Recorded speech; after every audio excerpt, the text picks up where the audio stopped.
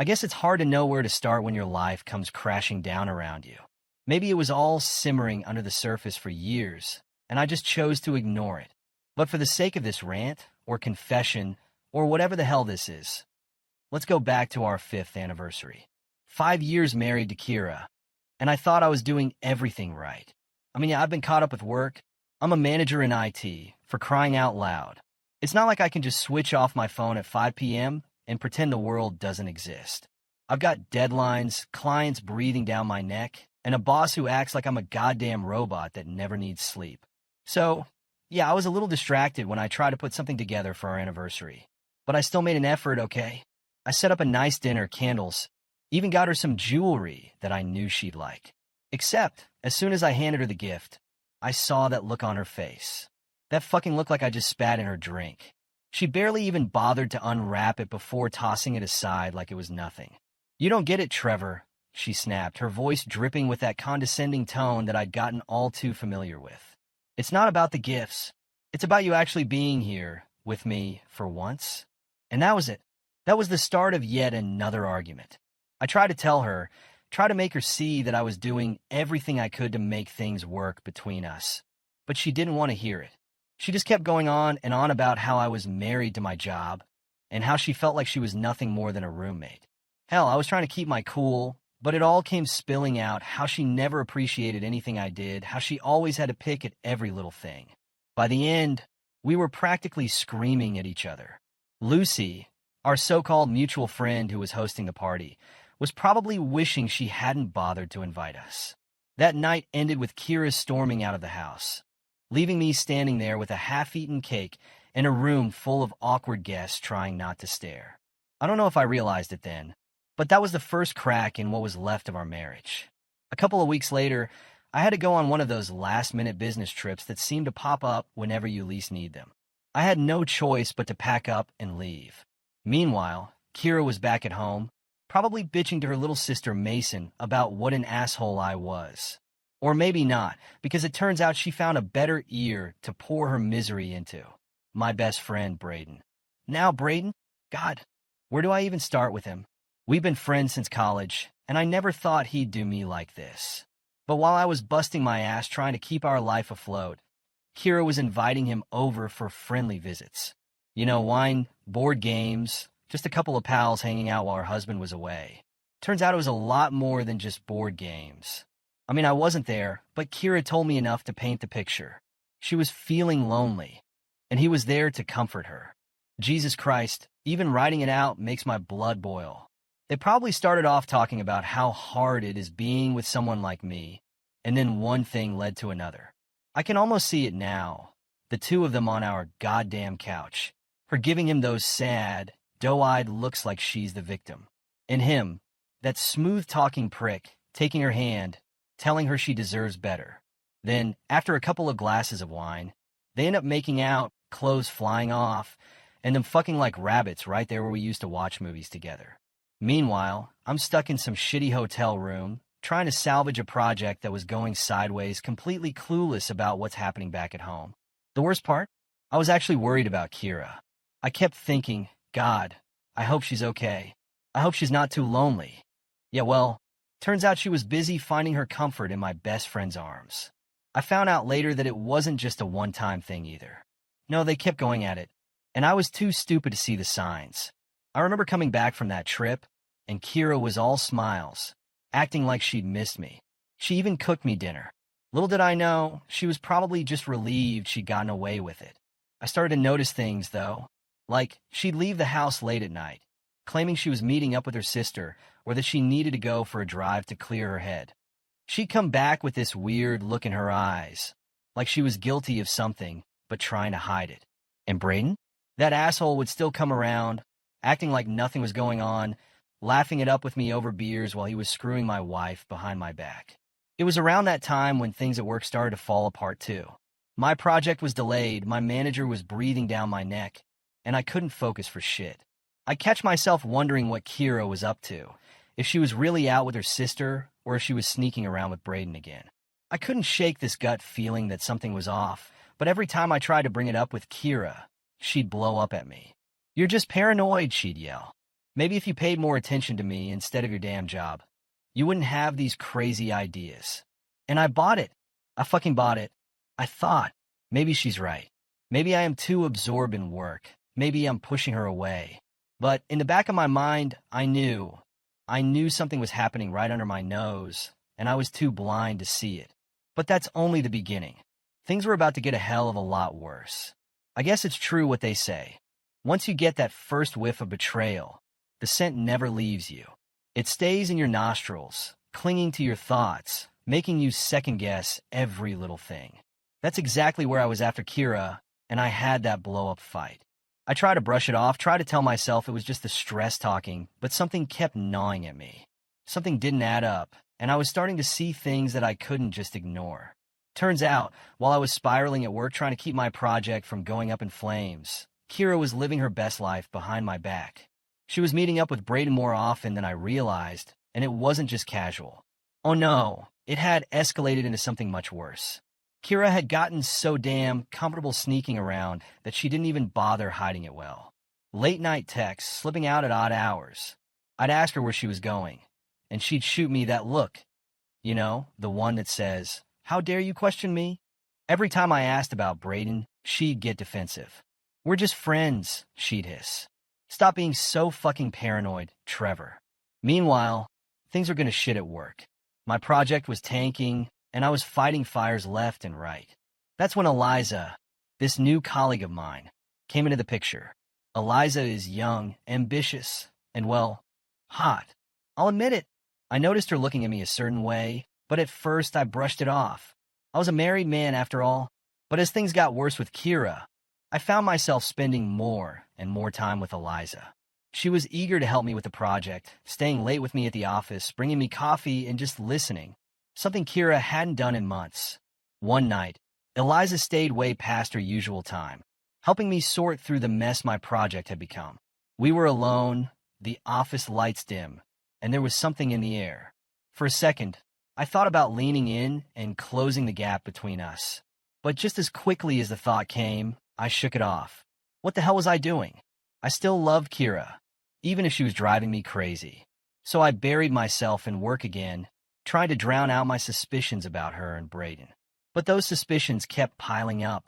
Kira's texts were getting sneakier. She turned her phone screen away from me whenever it buzzed. One time, I saw the name pop up, and she tried to pass it off as some work thing. I'm not an idiot. I knew exactly who it was. That asshole Brayden, still pretending to be my friend, was balls deep in my wife while I was trying to keep us afloat. One night, I came home earlier than usual, hoping to surprise Kira, maybe patch things up. Instead, I found her in the kitchen, all dressed up with that fake, guilty smile plastered on her face. "Where are you off to?" I asked, trying to sound casual. "Just meeting Mason for drinks," she said, not even bothering to make eye contact. That was her go-to excuse now. Always meeting Mason or catching up with a friend. I wanted to believe her, but I'd seen Mason's Instagram earlier that day. She was on a weekend trip with her new boyfriend, nowhere near our town. It was getting harder and harder to hold my tongue. A couple of nights later, Kira came back home at 2 a.m., reeking of booze and something else. That was the night I finally snapped. "Where the hell have you been?" I demanded, blocking her way as she tried to slink past me into the bedroom. "God, Trevor, not this again," she groaned, rolling her eyes. "I told you I was with Mason." "Bullshit," I shot back. "I know you weren't with her. Who was it this time, huh? Was it Brayden?" She looked at me like I just slapped her. Her eyes went wide for a second, but she recovered quickly. "You're insane," she hissed. "You need to stop these paranoid fantasies before you ruin everything." But I could see it in her eyes, that flicker of panic. She was lying, and we both knew it. Meanwhile, at work, Eliza was becoming more than just a colleague. She dropped little hints about how her last relationship had been with a married guy, how she didn't mind if things got complicated. I won't lie, there were times when I was tempted. Hell, she was right there, and she was willing. But every time, I'd think about my wedding day, about how I promised Kira I'd be faithful. Yeah, I was pissed at her, but did I really want to stoop to her level? But Kira wasn't stopping. She and Brayden kept meeting up. It wasn't just about sex for them anymore. No, they were having these deep conversations, connecting over their dissatisfaction with their lives. I found out later that he even cooked her dinner at his place, all romantic-like. Can you imagine? That piece of shit in his apartment, playing the perfect gentleman while I was too busy to notice the knife he was plunging into my back. And it wasn't just sex either. Kira started talking about how she felt alive again, like she was rediscovering herself. Meanwhile, she'd come home to me, drained, emotionless, like I was just some inconvenient chore she had to deal with. I could feel her slipping away, but every time I tried to get her to open up, she'd shut me down, accusing me of being too controlling, too focused on work. I confronted her again, this time after I'd seen a message pop up on her phone while she was in the shower. It was from Braden, something about last night being amazing. I felt my hands shaking as I read it. When she came out, towel wrapped around her, looking all innocent, I just lost it. "What the fuck is this, Kira?" I yelled, throwing her phone onto the bed. She stared at the screen, and for a split second, I saw the color drain from her face. But then, as if flipping a switch, she turned it back on me. "You're insane, Trevor. Why are you snooping through my phone? You're obsessed." "You're damn right I'm obsessed," I shouted back. "You're fucking Braden, aren't you? Just admit it." But she wouldn't. She dug her heels in, gaslighting me, twisting it all around until somehow I was the bad guy for spying on her. And the worst part? I almost believed her. While this was going down, Braden was having his own crisis. I heard from Garrett, his loudmouth friend, that Braden was second-guessing everything. Garrett had apparently told him to just go all in with Kira, consequences be damned. Little did they know the consequences were coming, and I was going to make damn sure they paid for what they did. You know that moment when everything clicks and you decide, fuck it, I'm done playing the good guy. That's where I was after that last blow-up with Kira. I had hit my limit. She'd been sneaking around with Braden, lying to my face, gaslighting me into thinking I was losing my mind.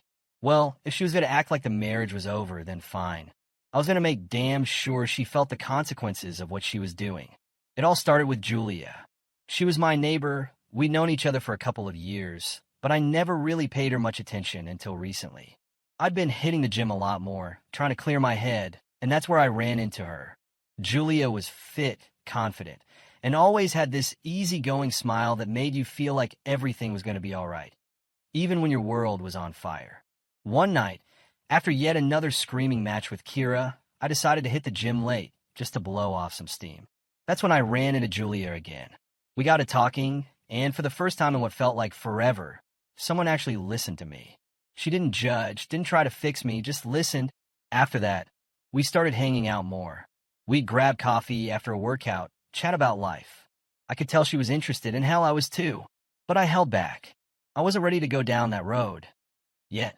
Still, it was nice to have someone on my side for once, someone who saw me, not just a workaholic or the guy with a failing marriage. But the real turning point came after another fight with Kira. She was out again, probably with Braden, and I was sitting at home seething. That's when Mason, her younger sister, called me. She was checking in, seeing how I was holding up. Mason had always been the fun one, the one who'd laugh and joke around, unlike Kira's constant mood swings. I don't know what got into me that night. Maybe it was the whiskey, maybe it was the pin-up rage, but I invited her over. I told myself it was innocent, just a friend needing company. But when she walked through the door, I saw that look in her eyes, the same look I used to get from Kira back when we were happy. We started talking, and one thing led to another. Before I knew it, we were making out on the couch. I didn't stop her, didn't even hesitate. The next thing I knew, we were in bed, clothes scattered everywhere, and I was fucking her like I needed to get every ounce of frustration out of my system. Mason was wild, eager, nothing like her sister. The sex was, I don't know how to describe it, except it was exactly what I needed. It was raw, primal, like all the shit I'd been bottling up finally had a release. And yeah, there was a twisted sense of satisfaction knowing that I was fucking Kira's own sister. The next morning, Mason acted like nothing happened, slipping out of the house with a kiss on my cheek. And you know what? I didn't feel guilty. I felt free. For the first time in months, I felt like I had the upper hand. I decided to keep playing it cool, though. I met up with Braden for drinks a few nights later, acting like nothing was wrong. The asshole had no idea I had already fucked his wife's sister. He was going on about Kira, how they were connecting on this deeper level. I just smiled, nodding along, pretending I gave a damn, while secretly thinking about how I was going to fuck his world up next. That's when Savannah came into the picture. I met her at a party, one of those forced social gatherings with our mutual friends. Braden's wife. She was gorgeous, way too good for a prick like him. I noticed the way she looked at me, a bit too long, a bit too curious. I was pissed, drunk, and desperate for a distraction. So when she started talking to me, I leaned into it. We slipped away from the party, finding ourselves in one of the spare bedrooms. There was no hesitation this time. We kissed hard, ripping at each other's clothes. It was messy, rushed, like we both needed this escape from our miserable marriages. I don't remember much after that, just the feeling of her nails digging into my back and her breathy moans in my ear. But I fucked up. I left my phone at her place by accident. The next day, Braden found it. Apparently, he saw a message from Mason pop up while trying to figure out whose phone it was. That's when the real shitstorm began. Braden didn't confront me right away, though. Instead, he started acting weird, distant. Kira, on the other hand, was still oblivious, wrapped up in her little fantasy with Braden. But our friends, oh, they started noticing. Lucy, that nosy psychotherapist friend of ours, kept poking around, trying to get me to talk. Is everything okay, Trevor? You seem different. Yeah, no shit, I was different. I was in the middle of a goddamn war, trying to take down my cheating wife and her douchebag lover without getting caught myself.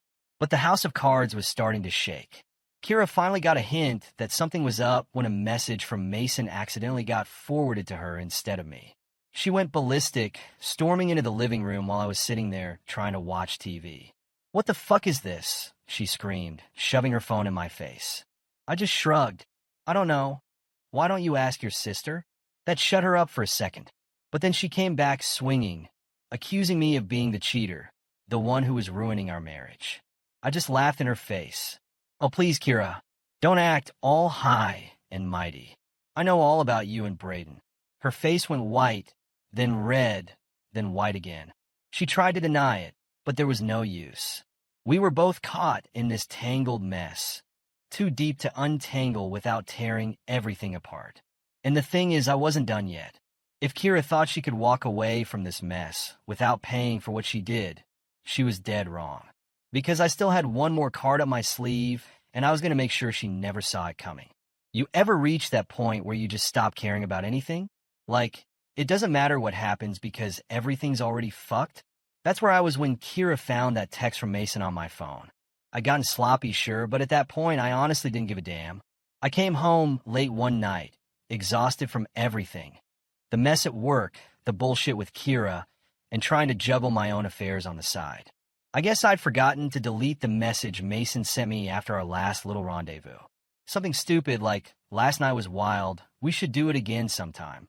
Kira was waiting for me in the living room, her face red, hands shaking as she shoved my phone in my face. "What the fuck is this, Trevor? You've been fucking my sister?"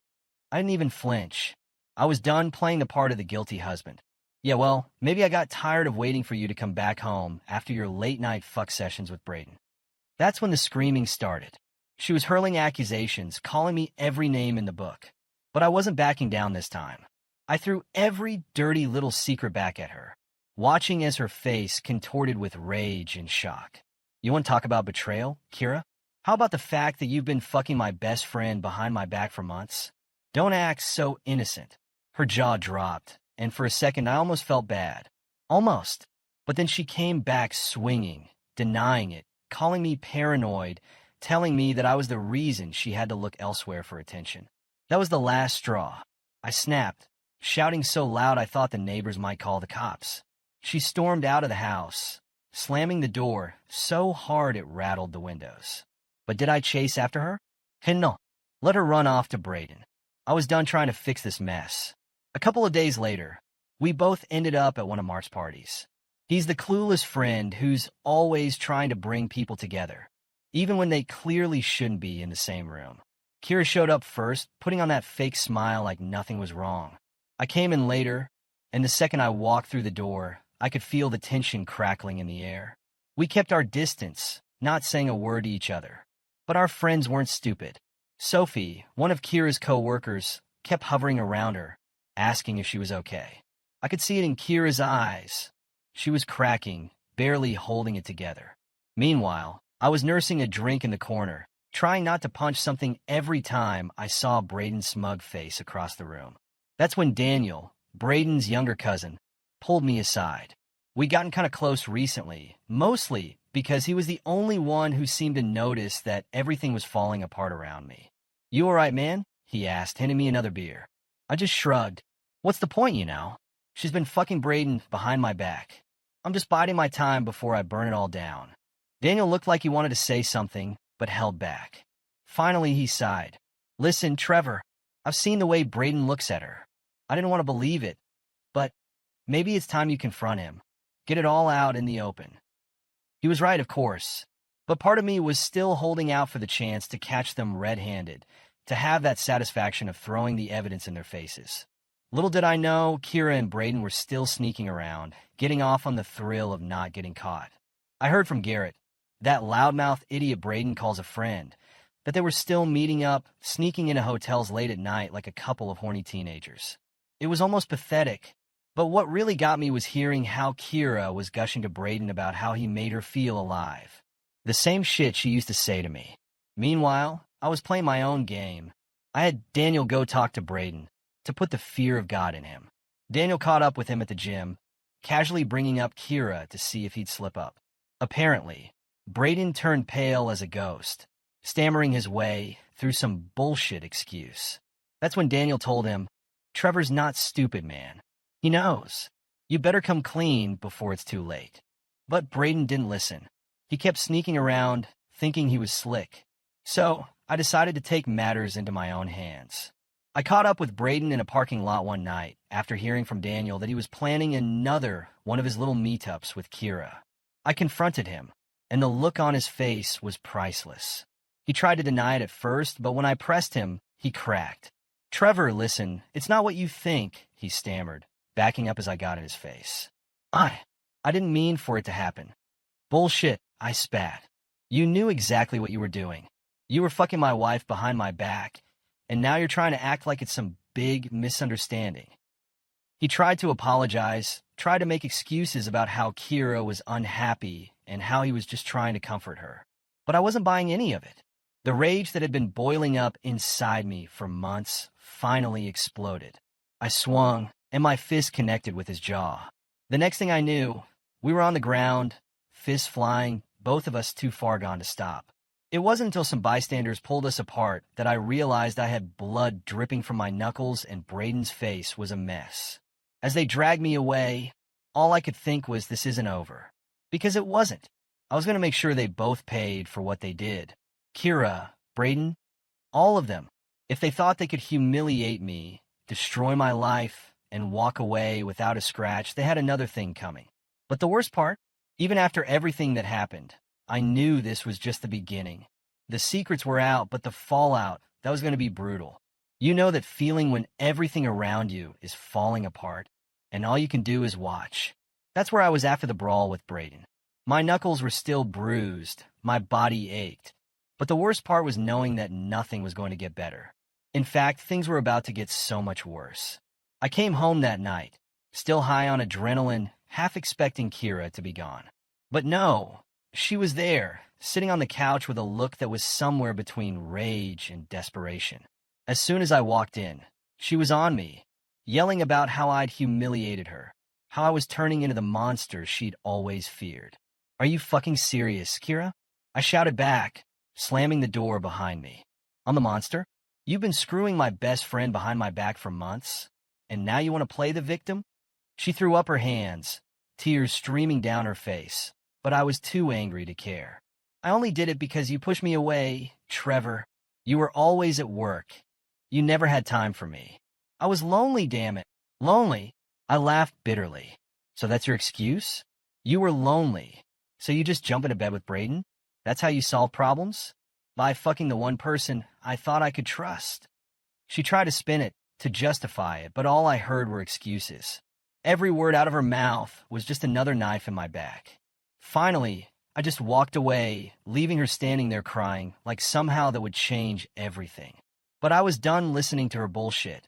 Meanwhile, Kira was turning to her old childhood friend, Rebecca, for comfort. I found out later that she'd met up with Rebecca at some cafe, crying her eyes out like she was the victim in all of this. Rebecca, bless her heart, tried to be supportive but didn't hold back either.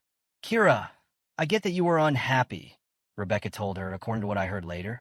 But cheating? With Trevor's best friend? Do you even understand the damage you've done? Kira, of course, played the sympathy card, talking about how unfulfilled she felt, how she needed something more than I could give her. Rebecca didn't buy it. She basically told Kira she was being selfish, that she should have just divorced me if she was so unhappy. But Kira had to have it all. The marriage, the affair, the excitement. It was like she didn't want to let go of anything, even if it meant destroying everything in the process. As for me, I couldn't focus on anything. Work was slipping, deadlines were coming at me like bullets, and I was stuck in a fog. That's when Ethan, my boss, called me into his office. Trevor, I don't know what's going on with you, but you've got to pull it together, he said, looking at me like I was some lost puppy. I need you on your game, but you're distracted. Fix whatever's going on at home, or it's going to start affecting your job. That was the last thing I needed to hear. I was already drowning, and now I had the added pressure of potentially losing my job on top of everything else. But the thing was, no matter how hard I tried, I just couldn't focus. Every time I sat down to work, all I could think about was Kira and Braden fucking behind my back while I was too stupid to see it. Braden, meanwhile, was having his own breakdown. After our fight, he started avoiding everyone, even Kira. He was so eaten up with guilt that he decided to meet up with her one last time to end things. He told her they couldn't keep going like this, that it was too much. But Kira wasn't having it. I need you, Braden, she pleaded, probably trying to pull the same manipulative bullshit she used on me. But for once, it didn't work. He walked away, leaving her alone, desperate and confused. But of course, Kira wouldn't let it go. She reached out to him, begging for one last night together. And like a fool, he agreed. They met up at some shitty hotel, thinking they were safe. I don't know what went down exactly, but all I know is Braden came out of it looking more broken than before. He finally told her they had to stop, that they couldn't keep destroying people's lives for their own selfish bullshit. I came home one night after another shitty day at work, just wanted to collapse in a bed, and there she was, Kira, standing in the middle of the living room with a half-packed suitcase. "What the hell are you doing?" I asked, my voice flat, drained of all the anger I used to feel. She turned to me, eyes red, and for the first time, I saw real pain there. "I can't do this anymore, Trevor. I've been lying to myself. I'm not happy. You're not happy. This marriage is over." "Yeah," I said bitterly. "No shit, it's over. You killed at the moment you spread your legs for Braden." That hit her hard. She flinched like I'd slapped her, but I was beyond caring. She finally admitted to everything. The affair, the lies, the secrets. I could see she was hoping for some kind of closure, maybe even forgiveness, but all I felt was emptiness. "Get out," I said. "Just get your shit and get out." The next day, I filed for divorce. I didn't even wait for her to leave the house. I went straight to the lawyer, signed the papers, and started the process of ripping her out of my life. She tried to talk to me, tried to get me to work through it, but I was done. There was nothing left to save. Our friends started taking sides, of course. Lucy, that self-righteous therapist friend of ours, was all about trying to get us to reconcile. "Maybe you can go to counseling, talk things out," she'd say, like she had any clue what we'd been through. But it was too late. The damage was done. Kira had wrecked everything beyond repair, and I wasn't about to let her drag me down any further. The divorce was brutal, messy, filled with accusations and bitterness on both sides. But in the end, it was done. Kira, the woman I once loved, was nothing more than a painful memory. And me? I was left with the pieces of a life I didn't recognize, trying to figure out how the hell to move on.